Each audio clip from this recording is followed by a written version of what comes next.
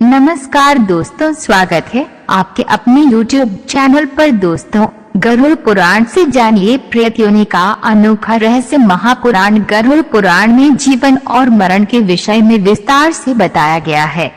साथ ही ये भी बताया है कि मनुष्य की आत्मा किन किन कर्मों के बाद प्रेत योनि में चली जाती है और उसे मोक्ष की प्राप्ति कैसे होती है। गरुड़ पुराण से जानिए प्रेत योनि का अनोखा रहस्य। हिंदू धर्म में 18 महापुराणों का वर्णन किया है, जिनमें से गरुड़ पुराण को सबसे महत्वपूर्ण माना जाता है।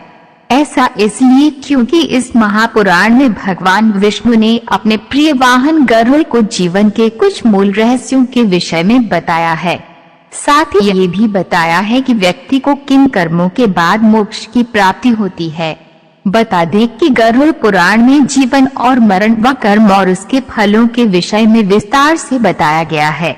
साथ ही इसमें मनुष्य योनि और प्रेत योनि के विषय का भी विस्तृत उल्लेख किया गया है। गरुड़ पुराण में इस विषय का भी वर्णन किया गया है कि मनुष्य किन कर्मों के बाद प्रेत योनि का भोगी होता है। गरुड़ पुराण के इस भाग में जानते हैं कि मृत्यु के बाद व्यक्ति भौतिक शरीर से प्रेत योनि में कैसे जाता है। प्रेत आत्माओं का अस्तित्व श्रीमद्भागवत पुराण में भी धुंधकारी के प्रेत बन जाने का विस्तृत वर्णन मिलता है। पुराने युगों में भी प्रेत आत्माओं के अस्तित्व का वर्णन मिलता है। जैसे कि युधिष्ठिर को एक यक्ष ने प्रश्न पूछे थे जो एक प्रेत आत्मा थी। इसी तरह तुलसीदास जी को भी एक भूत ने ही हनुमान जी का पता बताया था। गरुड़ पुराण में प्रेत आत्माओं का उल्लेख मिलता है। गरुड़ पुराण के अनुसार प्रेत आत्माओं की अपनी श्रेणियां होती हैं। इन श्रेणियों को यम, शाकिनी, डाकिनी, चुड़ैल, भूत, प्रेत व राक्षस कहा जाता है। शास्त्रों में 84 लाख योनियों का जिक्र मिलता है, जिसमें शरीर त्यागने के बाद जीवात्माएं भूत प्रेत योनि में चली जाती है। हालांकि सभी आत्माएं प्रेत नहीं बनती हैं। पितृदोष से बचने के लिए हम पितृपक्ष में पूर्वजों का श्राद्ध करके उनको तृप्त करते हैं।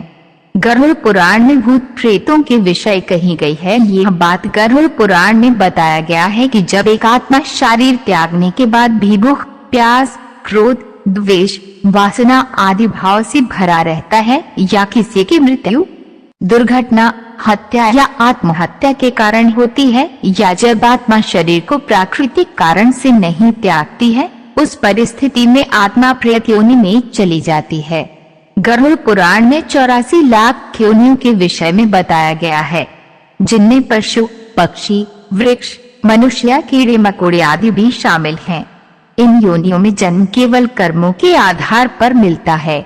गरुड़ पुराण में ये भी बताया गया है कि जब मृत्यु के बाद आत्मा को शांति नहीं मिलती है, उस स्थिति में भी वे यह प्रेत योनि में भटकी रहती है। इसलिए शास्त्रों में तर्पण और श्राद्ध के नियम बताए गए हैं। महापुराण के अनुसार पितरों का श्राद्ध एवं तर्पण करने से ही उनकी आत्मा को शांति प्राप्त होती है और वे मृत्यु लोक से स्वर्ग लोक चले जाते हैं। लेकिन जिनकी आत्मा अधूरे कर्मों के कारण शांत नहीं होती है, वह मृत्यु लोक में ही भटकती रहती है और अन्य लोगों को भी किसी न किसी रूप में परेशान करती है। इनमें कुछ आत्माओं की शक्ति बहुत अधिक होती है, जिन्हें भूत, प्रेत या राक्षस आदि के रूप में जाना जाता है। लेकिन कुछ आत्माएं बलवान नहीं होती है। ये शक्तियां भी व्यक्ति द्वारा जीवन में किए गए कर्मों पर ही निर्भर करती हैं। दोस्तों, हम उम्मीद करते हैं कि आज का हमारा ये वीडियो आपके लिए उपयोगी साबित हुआ होगा। अगर उपयोगी साबित हुआ है तो आगे जरूर शेयर करें ताकि अन्य लोगों तक भी ये महत्वपूर्ण जानकारी पहुंच सके।